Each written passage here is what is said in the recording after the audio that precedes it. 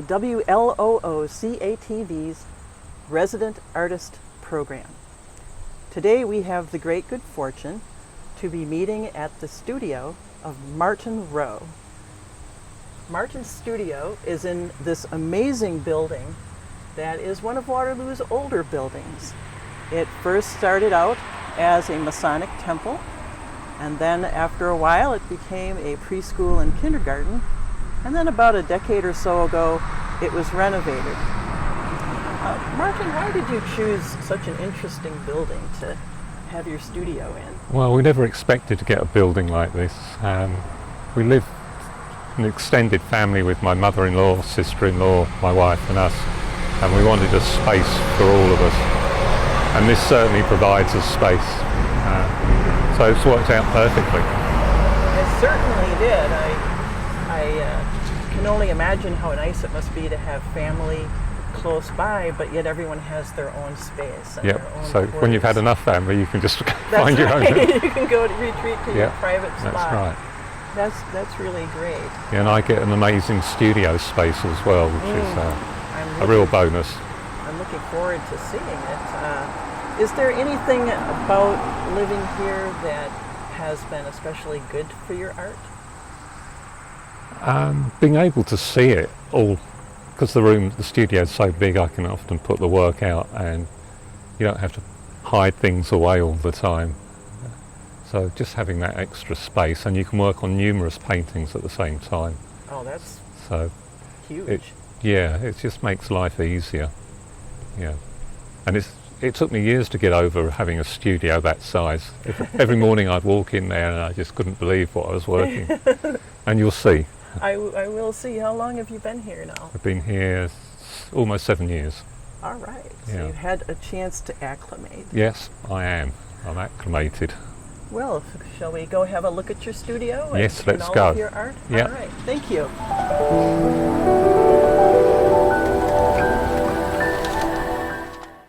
Here we are in Martin Rowe's studio proper. Just wanted to share with you that Martin has taught painting, drawing, illustrating, photography, and design at various universities in England and Australia for 25 years. Afterward, he became a full-time artist and moved to Wisconsin. Was wondering that you've clearly made the arts your lifelong passion. How did this come about? Did you have a supportive family environment, or did someone inspire you? Yeah, I had a very supportive family. Both my mother and father had different directions in the arts. My dad was actually a metal worker, so he sculpted things. Oh. But he taught me how to draw as well. Huh. He wasn't an amazing drawer, but at a very early age he gave me those basics, which made it much easier to develop. And my mother used to take us up to the National Art Gallery in London. Oh. And sometimes we just walked through it and hardly look at anything, but I got accustomed to going there. Mm-hmm. And every time I went to London, I'd look at one painting and pop out, just take me 10 minutes. I used to love this one painting that was one of the Dutch masters. I can't even remember who did it. And it's a beggar, and the sun's behind him, and his ear glows red with the sun's hitting it. I just used to go in and look at his ear, thinking, "Wow, how did they do that?" So yeah, being a supportive family helps. It sounds like some inspiration from the art museums too. And that helps as well. Being able to see great art. Now you can do it on the internet, so you don't have to go anywhere. Yes, that is fantastic. It's not the same. Things that you wouldn't normally. Right, you don't have to take a trip to another city Yeah. to have a look at the art that's on display there. Yeah, absolutely. Did you find that your formal training in the arts was helpful to your development as an artist, or not, or kind of mixed? I trained more as a graphic designer and illustrator, Mm-hmm. and it wasn't until I started teaching that that really started helping my painting. So I actually had to analyse design much more. I I did it kind of instinctively Mm-hmm. and without realising what I was doing. But when you have to teach somebody, you actually have to explain why you're having that thought. Sure. And that's when it started to come together much more for me. I understood what I was doing and why I was doing it. But before I just kind of did it. Right. Out of comfort, I could do it, so I just did it. Sure. And Sure. now I'm much more aware of what I'm doing. Yeah. I heard someone say that you only really understand a subject when you have to teach it. That's when you get true understanding. It changes your perspective. Mm-hmm. Yeah, absolutely. So as more your teaching Yeah. I think enhanced your development as Yeah. an artist. Yeah, and just learning how to analyse your work and say it's not working, and being aware that it's not working, and being willing to spend the time and take the chances with it Mm-hmm. to make it work. A painting is a horrible thing until it's finished because it annoys you. There's something not working, Mm-hmm. and I spend days looking at a painting, thinking, should I do this or do that? And it's a bit like a game of chess. You make one move, and it affects everything else. Uh-huh. There's Yes. a chain reaction. You have to try to balance everything else up again. So it's a process. Yeah, it sounds like a process. And you work in oils Yeah. as exclusively, right? Yeah, I use acrylics for my roughs, Mhm. but yeah, my paintings, big paintings, are all oil. And my understanding with oils is because they take such a long time to dry, you can have that strategic, tactical approach, and Yeah. you have the time to look and to think and to. Yeah, and if you don't like it, you can get some soaps and just take the whole thing off. All right, that makes a lot of sense to me. How do you feel about getting your work critiqued? It sounds like with your background, you've done a lot of critiquing of your students' work, etc. Who do you go to for constructive criticism? I go to myself. I think I'm my own worst or best critic. Uh-huh. I'll put a piece of work away facing the wall so I don't look at it, and then after a week or so I'll bring it out and it's a fresh look, and I'll try and react to those first impressions. Sure. And you often see what's not working, Mm-hmm. or the bit that is working, which means you have to change the rest of the painting, which I do a lot. I work over the paintings a considerable number of times. So some of them look like they're very simple, but they've got 5 different versions of the painting underneath them. Oh, yeah. And sometimes certain kinds of light can reveal hints of those layers. When I've looked into people wanting to restore older oil paintings, they have techniques of seeing what was done underneath, and that I found that fascinating. I didn't realize that. Yeah, I forget what's gone on before, but often there's quite a lot of work, weeks and weeks of work, and you just paint it out. It's time to do something else. Yeah. I've noticed a few themes in your most current work that I've been able to see on your website, which is debandmartinart.com, has a gallery, and also what you have here, you have there's your abstract pieces, then there's your whimsical landscapes, and then there are your illustrated covers. So could you tell us a little bit about why those 3 themes? Well, the abstract is my passion. I think that's the thing I like doing more than anything. And most of my abstract is based on the landscape or something in the landscape, whether it's a totem or it's the idea of a river, which is what this is, rather than specifics. I don't paint a tree, but I paint the possibility of it. It could be a tree, or it could be a shadow, and it could be lighting on an object. So I'm not painting specific things, but I'm creating a mood and an energy that the landscape has. With the book paintings, we just like books, so we just wanted to give people an opportunity to change their perception of a piece of work. book covers are kind of just dismissed to some degree. But they often have great memories with them as well.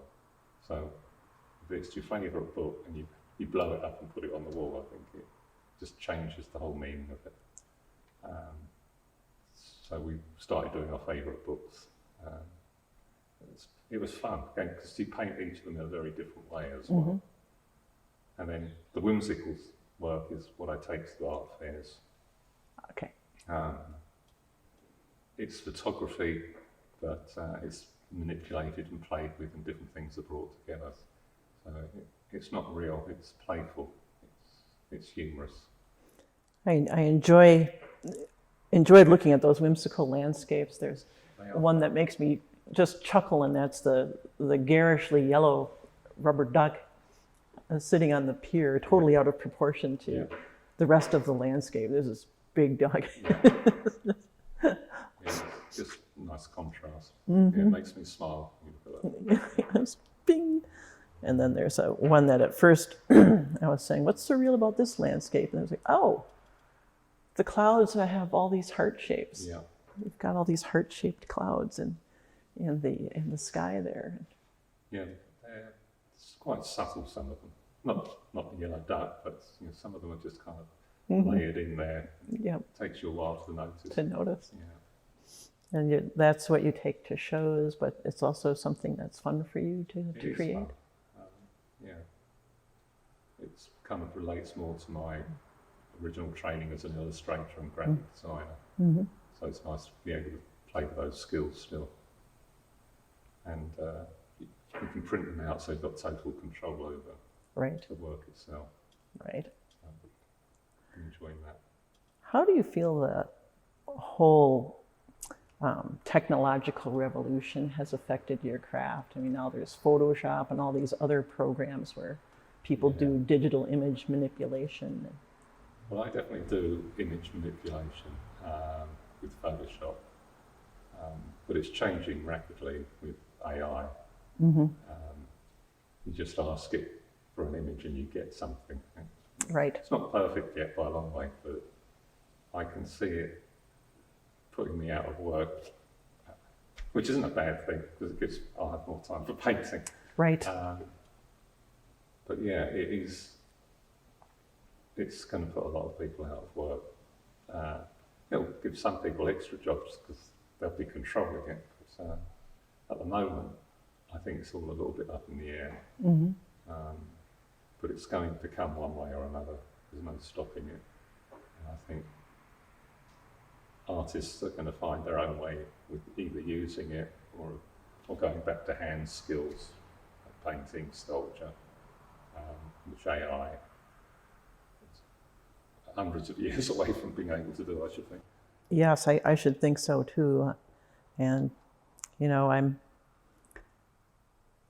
I'm not in my 20s. I'm not part of the internet generation.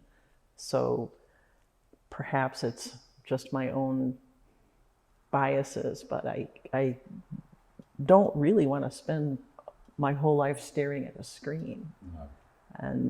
And I like to have art in my home.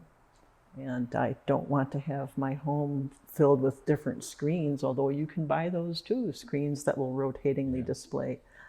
There's something special to me about a physical piece of art that someone created with their hands. Yeah, I mean, it's a painting for me is just hundreds of mistakes that are put together properly. You never do what you intended to do with the painting. It always changes because what's happening in your brain is never quite formed as the same way as the brush is. So it's kind of there's a gap between your brain and the end of the brush. And you have to react to what it is. Whatever happens, you have to react to that. I understand. I tried a little bit of art, and what used to infuriate me is that there would be an image in my mind and I could not reproduce it exactly. I used to get so frustrated. Yeah. And it really is, what's in your mind is just the impetus. It's what comes out exactly here right. And that's that a very matters. hard process to get over, that what you're thinking and what you end up painting are two different things. Mm-hmm. That's just the inspiration for what comes out here. It's a starting point. Mm-hmm. You have great ideas and you think you're painting it and it looks awful, so you have to reassess what you're doing all the time. And I'll show you in a minute, but a lot of my work is acrylic on paper, just testing out ideas. Mm-hmm. And that's where that gap appears between the hand and the brain. You know, you start it with what you perceive you're going to do, and then you end up making much clearer analytical decisions as you paint. You mentioned earlier that the title of this painting is Before There Was Gold. Yes. Okay, could you tell us a little bit more about why that title and kind of what you were thinking when you created this painting? Yeah, I was kind of thinking about the beauty of the landscape. It's all about the energy. If you're in a landscape, you can feel the energy, you can feel small, or you can feel part of it, but you certainly feel an energy. And the way we've been treating the landscape over the last few hundred years, it's starting to fall apart. So I wanted to do a painting that was just pure energy before man got his hands on it and started ruining it. So the idea is that, you know, before there was gold, it's really before there was man, because gold was completely irrelevant to the planet. It was only relevant to man, but he wanted to make something out of it and control it. So the idea is that this is before man, when it was pure, it was full of energy and growth. So it's quite a simple painting, but I like the energy that it is starting to create. Yeah, I do too. There's the curves and the different colors and the warmth and the glow. Yeah. So for me, it seems like a very traditional landscape painting. But that's my eyes, because I know what I've been painting. Sure, sure. And this would fall more into what your passion is, what you love doing. It's this more abstracted version. Yeah. So, shall we go on a tour? Why not? Sounds good. So these are your acrylic preliminary renderings, right? They are. They're all intended to become 8 foot by 6 foot paintings. None of, or hardly any of them ever make it that far, but that's the idea when I'm starting. So every time I look at one of these, I think, yep, that's going to work as a 6 foot by 8 foot. That's the way I perceive them. So I'm trying to think of them as a big piece rather than this small piece. And what happens next? Like you picked this one up. So let's say you decide that it's time to go for the larger canvas. What do you do? What's the next step? Next step is to get a large canvas. And I literally have this stuck on the wall and I just draw it on. It doesn't have to be exact. And then when I start painting, proportions change. And like the one before there was gold, that took 11 days to paint, working on it fairly steadily over that time. And things change and get moved. That was a really quick painting for me. Often if I'm doing one like this, it will take a month or more, but I might be working on 2 or 3 at the same time. And these are all based on the idea of landscape. Some are more obvious than others. Sometimes it's the colour and the tone gives you a feeling of distance. Other times it's a certain feeling of light. And sometimes it's just creating movement. This one feels like it could have water in it, and things floating on it, or things blowing around. Where this one's much more stable, it feels much more like some solid land and some cloud. Yeah, there's almost a clear horizon line here. Yeah. Didn't you create a film, like a time lapse of you making a painting? Yeah, I've done a couple of time-lapse pieces. Yeah, we'll put that up for the viewers to enjoy. Yeah, I think one of the interesting things about these is I tend to have no particular direction when I start painting them. I might have a vision of a kind of a structure or a colour, but it just starts. And because they're self-contained, you can do it relatively quickly. And that's the nice thing about acrylics. You can get an idea out and play with it, see what works and change it. Because there's a lot of changes go on in these, hundreds of changes. Like you start to paint something and you see a contrast that you want to expand. Like this one's got this feeling of light, but that just started off with one little square and it seemed to have a bit of life to it, so I did it here and here and a little bit up here. So it's just continually moving bits around. If I could paint quicker and it would dry quicker, I'd work quicker. You have to actually wait for things to dry, even if it's a minute. You have a hairdryer over here to help speed things up too, don't you? Yeah, my trusty hairdryer gets used continually when I'm using acrylics.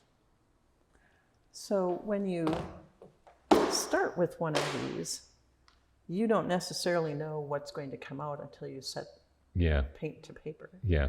And then you let the composition develop or grow organically. Yeah, I often start with a coloured background, like so that it will affect the overall tone of it. So a bluey green or a yellow or a red, or even a darker colour, so it changes the tone of the painting. But that's the only starting point, and you just start putting things down and see what happens. And I think, with years of experience, you make those decisions, what's right and what's wrong, pretty quickly. And then when you take it up to full scale, 6-foot painting, you're dealing with a different set of problems.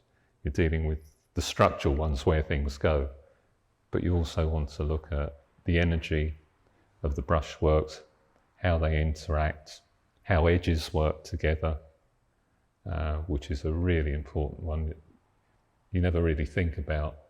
But does it fuse into the next colour? Is it a really hard line? Is it organic so it becomes softer?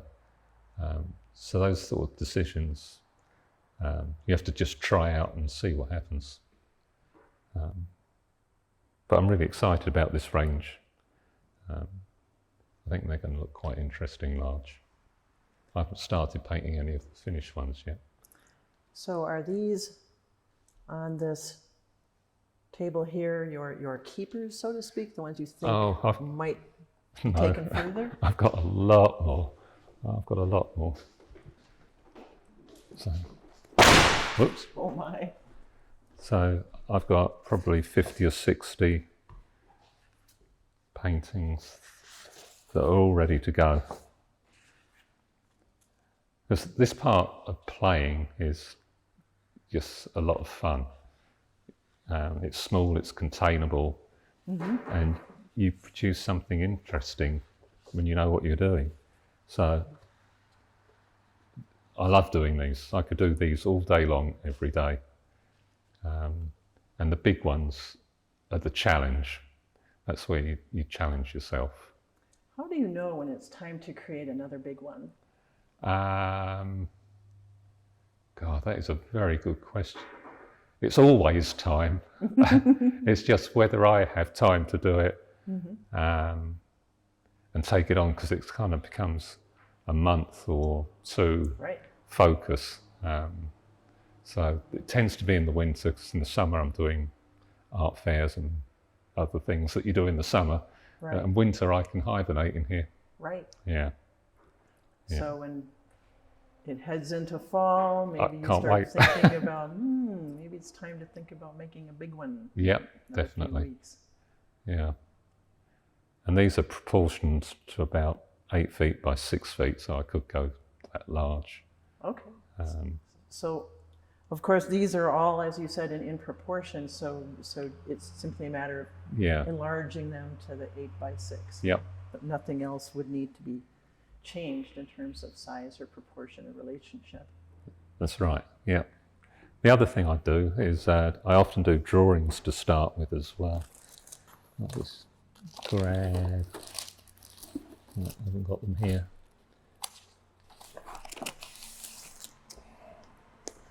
These are part of the same process. You can see the similarity, but drawings even faster. Sure. Um, And these are freehand there. yeah. They look like there was a slide and you traced the outlines of something. That's No, they're just, again, freehand. they're based on the concept of shapes that you might find in the landscape and combinations of things you might find. So these become the inspiration for some of these. It could be the proportions or the fact that one has got a particular density to it against open space. Oh my. So, very much a horizon line with that competing against it is kind of a nice structure. And again, high density against low density information. But there's so many problems to solve between this and that, getting to that point, then getting to doing the large one. Could you explain to me what some of those problems you referenced are, like using this one as an example? Yeah. Well, there's no colour in this to start with, or tone.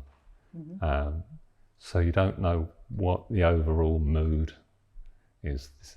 Well, this has got kind of a evening, sombre, quiet mood. Depending on how you paint this, you can paint it 10 different ways with 10 different moods. So you need to understand how the colour combinations are working to give you a particular direction. So that's the hard part, going from this to that. Then going from that to the big painting, each little element will have its own texture, movement, relationship with colours that are next to it. The oil paints are never the same as the acrylic paint, so the colours are different. So you have to make different decisions, and balance things up slightly differently.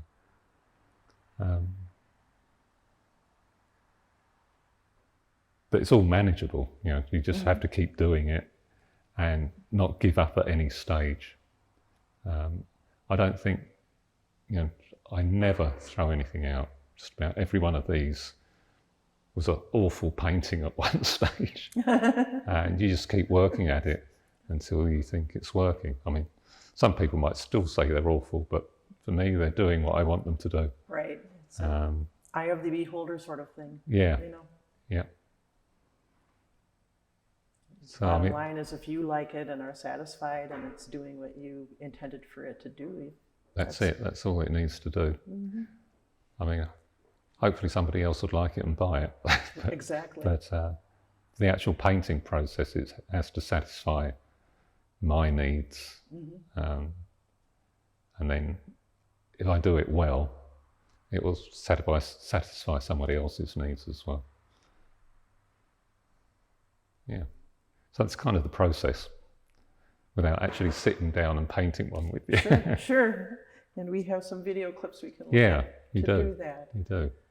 And well, thank you for showing me this and explaining.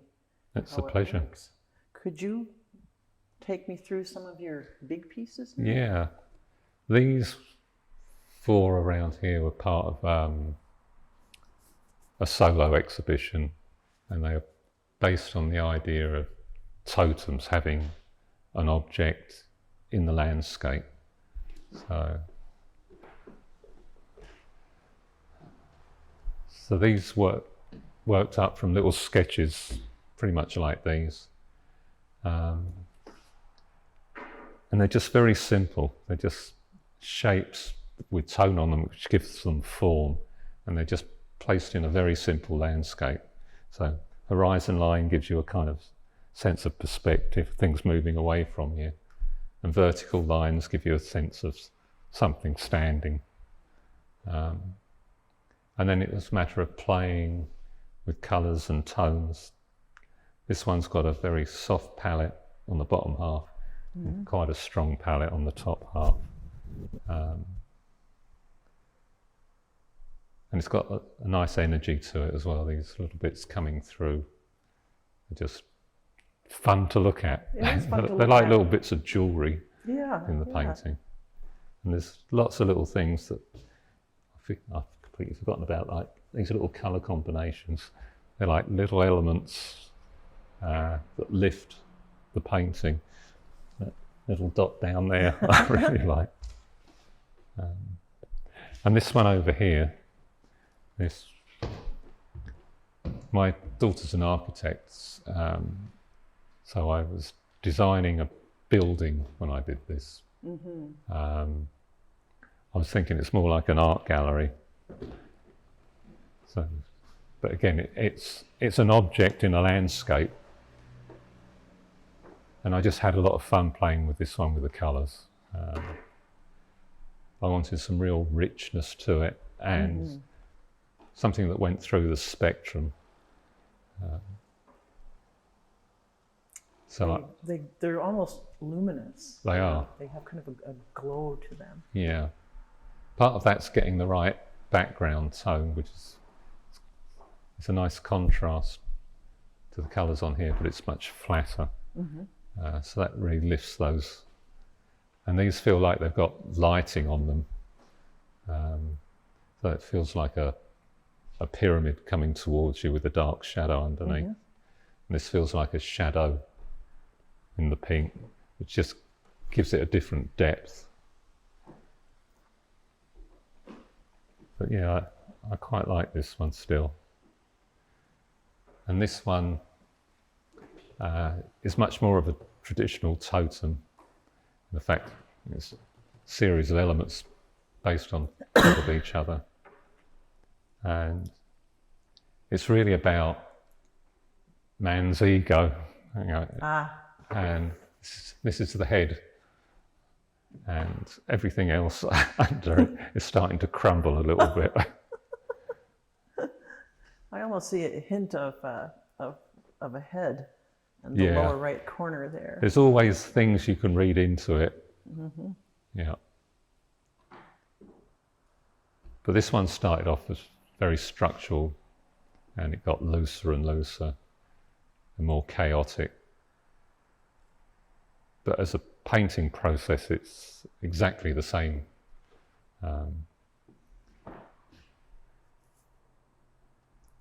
In some ways, the color family is very similar between It certainly these is two. in bits. You know, it's like painting lots of little vignettes.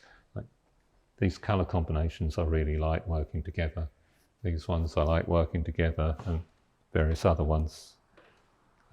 And trying to bring them all together so it feels like one is the hard part. So that was my solo exhibition with totems. And these are the book covers. Pretty obvious what this is. Yes. I like the worn look Yeah. that was given to this. Well, we actually had the book, you know, and it had worn and bits taken out of it, a little fold on the corner. And that's what makes it personal to us. I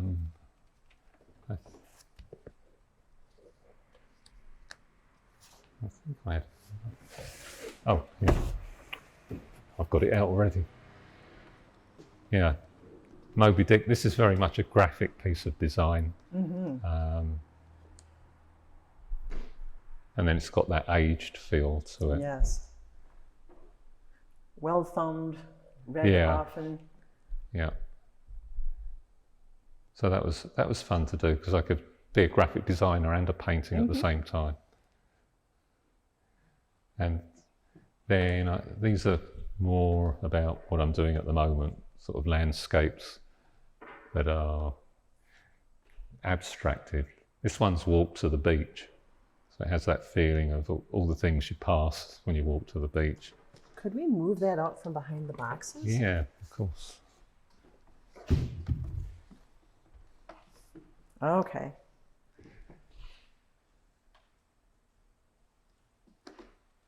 This is one that was very organic in its process.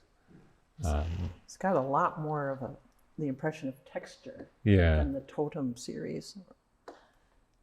And a little bit of that rainbow, maybe it's a sun umbrella or some kind of, there's a hint of something festive there. yeah.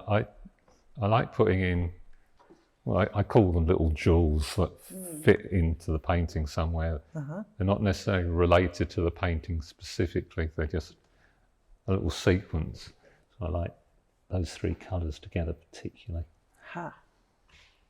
But then I just followed it on with more colour because why not? And then in the background, there's a hint of, maybe there's some kind of a structure or islands in the back, you know, there's kind of the landscape feel. Yeah, and I think the thing is you can read anything you want into it. I have my vision of what might be happening there.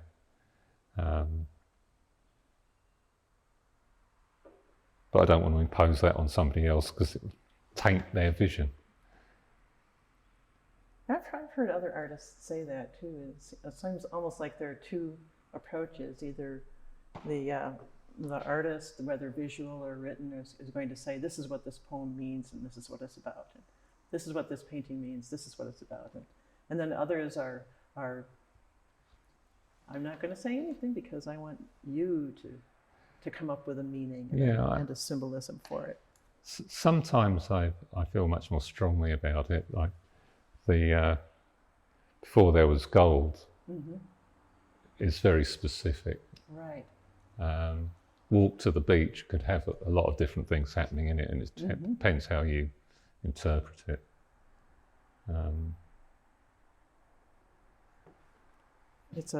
But I like the texture and the variety.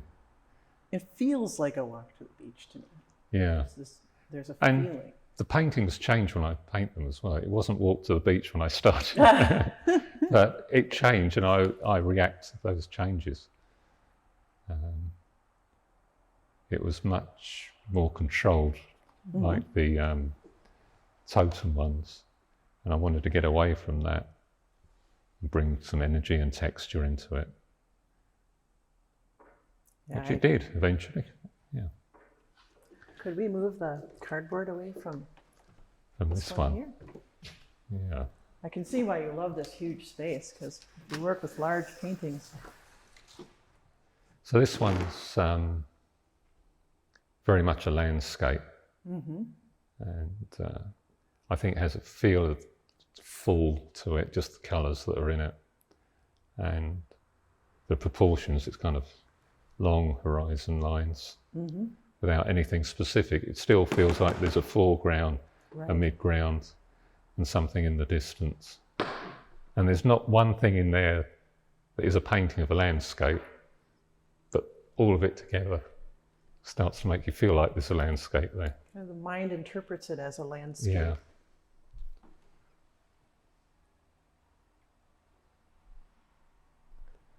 And again, when you paint this, it's all about each element, rhythm to the next one, how the colour, the size of it works. So when you get one part working, again, it's a chain reaction. You know, I start putting in these darker marks here, and they look lost out there, so you have to kind of connect it to something else.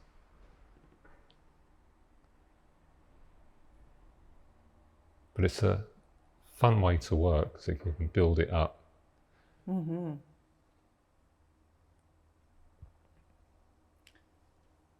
And with oils, there are multiple passes as you take time to look and then wait a week or even set it against the wall and bring it out again. And Yeah. so how many passes were involved with this painting? 20 or 30. Wow. Because the longer I look at it, the more subtleties I see in shading, Yeah. and there are variations even in Yeah. So the stripes here. one stroke might have 3 or 4 different, things happening within it. And yeah, there are multiple layers, so the stroke parts are on top of Yeah. background layers Yeah. that were put down first. It's really complicated to do something like this, I would think. Yeah, it's a very pure way to work because you're not trying to paint a tree or something objective where you have to be controlled. Here you can put almost anything down, and it's about how it interacts with the bit next to it. And the rhythm you get. If it was the same rhythm all the way over, it would look very bland, but you get areas of intensity, areas that are soft and sit back, and then areas of contrast.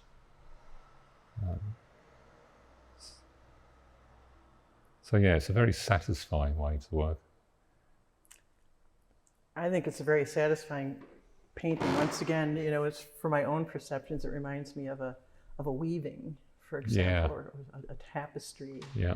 And yes, it says landscape to my mind, but it also says weaving, texture, tapestry, and it soothes me just looking at it. It really does. Yeah, I'm pretty happy with that. I haven't looked at it for a while, so it's good looking at it afresh, because I'm not going, oh, I should change that. Well, I'm actually looking at it saying, oh, well, I quite like that. That's great. Yeah. That's great. Instead of saying, oh, yeah, well, good, I'm happy. I'm glad that So thanks. You're welcome. I'm glad I asked you to bring that one out. There's one that here in the studio that just makes me smile when I look at it and whenever I think about it. I wonder if you could take us over to the piece against the wall there. Yeah, I'll bring that over here. Be easier. I personally enjoy this one because it reminds me of a gemstone in the rough.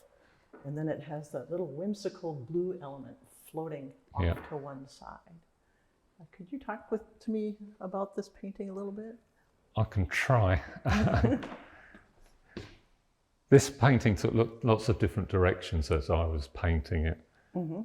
So it's changed a lot. And I didn't really know what it was. I had this idea of this shape with an inner glow to it. So that's this light where the orange is showing through. It feels like this shape is hollow and being lit.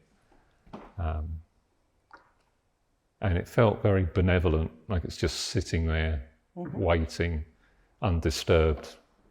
And I think that's the weight, the lower part, makes it feel quite heavy, so it's not moving. And the blue is really just there as a contrast to this weight. I wanted something that felt like it was just flying by, flapping, blowing in the breeze. Sure. And this part was really solid. And there's a hint of reminds me of a plant over here. Yeah. So it's very earthy feeling to it, very organic. And the overall tone is quite somber. So these little bits of light jump out. But again, as with, some of these, it's got some bits that I just really like. I could do a whole painting just based on that. I love those little combinations of colour and tone. I think I often do that, is I go around my paintings and think, oh, there's another painting in that one. if I cut that top bit off, I've got another painting. I think that's the beauty of it. More abstract works of art is that there is that freedom Yeah. and multiple dimensions Yeah. and possibilities. Yeah. I'm not sure if this one's finished. I have this feeling I want to do something to the grace background. But I'll live with it a bit longer. Still a work in progress. Might be. It might be. Might be. We'll have to see. Yeah. While it's in the studio and I can see it, there's always a chance I might go back and change it. Getting ready for a show of smaller pieces, you said? Yeah, doing an art fair with oil paintings, not the photography. So I've been frantically painting these small little landscapes and playing with lots of different styles because I've got no idea what people like. Oh. So I'm just going to do whatever comes into my head. It just keeps coming out. I've got dozens of them, stacks of them over here. So they're going to be sold as individual pieces in a frame. This is actually one of my favourites. Most people won't like it, I shouldn't think, but I really It has like a lot of texture in it. Yeah. And it's to me, it's very much a landscape. I tend to paint them in pairs, which has been interesting. Because I can start one and then go on to the next one, then come back to it. Which show is this? Could you tell us more about that? I can't remember. Oh. Pioli. Oh yeah. Sure. Yeah.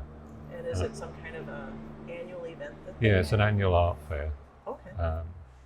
I should know the dates, but I can't remember. That's all right. We'll put them up at the end for the viewers so that people can know they can go there if they want to. So I'll be doing lots of these smaller ones, and I've got these little ones as well. Oh my.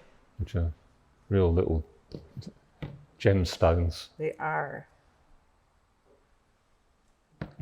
And then someone could buy that with the frame, right? Yeah, that's how they're sold, just like that.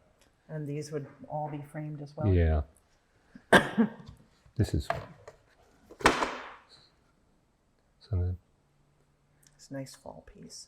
Yeah, they're not overwhelming.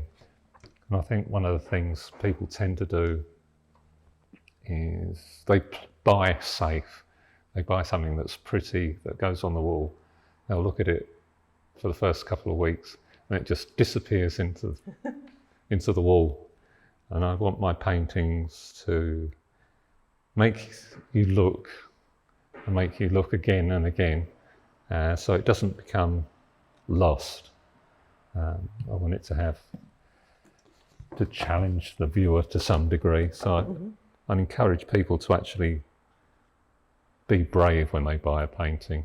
Otherwise it will just disappear and you'll forget about it. Yeah, you won't see it anymore. You'll walk by it and I understand what you mean.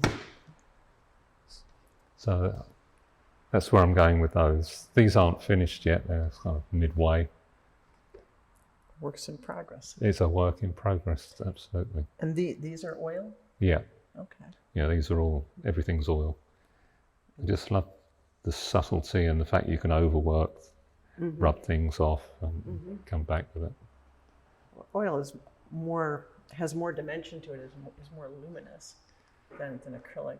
Yeah. It tends to get kind of flat, at least to my perception. Yeah, I think that's... And you can varnish these as well if you want to bring... Really? Yeah, so you can bring the contrast up by giving it a coat of varnish. Really gives it a kind of a lift. But there's a long way to go with these yet. These ones are based on the concept of having a cloud and a pond. And it's just two elements working together. So this one here is the only one I've finished of that. Kind of like the simplicity of that idea. Yeah. I was enjoying that one. The shapes are reflected, but they each have their own ambiance too. They do, and it's just a nice contrast. Mm-hmm. So yeah, I'm going to see how that goes and maybe do a lot more. Yeah, so you're moving into the smaller format work. Yeah, I think it's a good way to introduce people to my work without buying something as large as that. Yeah, that's a big commitment. That is a big commitment. to take it's practically, like having a roommate, move in. It's Yeah. a big commitment. You can't ignore that in the room. Nope. So that's more or less my process, I It's your think. process. It is what you are up to now. Yeah. Is there anything else that you would like to share with us? Oh, God. No, I think you have to come and see my work for real. Yes. And we can talk about it there. That makes sense. Yeah. Yeah, but thank you. Thank you very much for you. inviting us here. That This was has been great. a real treat. And thank you. Thank you for joining us for WLOOCATV's Resident Artist Series, where Martin Rowe has taken us on a tour of his studio and of his work. If you or anyone you know is very passionate about your art, very serious about it, and would like to share it with the viewers and the community, please contact us at WLOOCATV@gmail.com. Thank you very much. Bye now.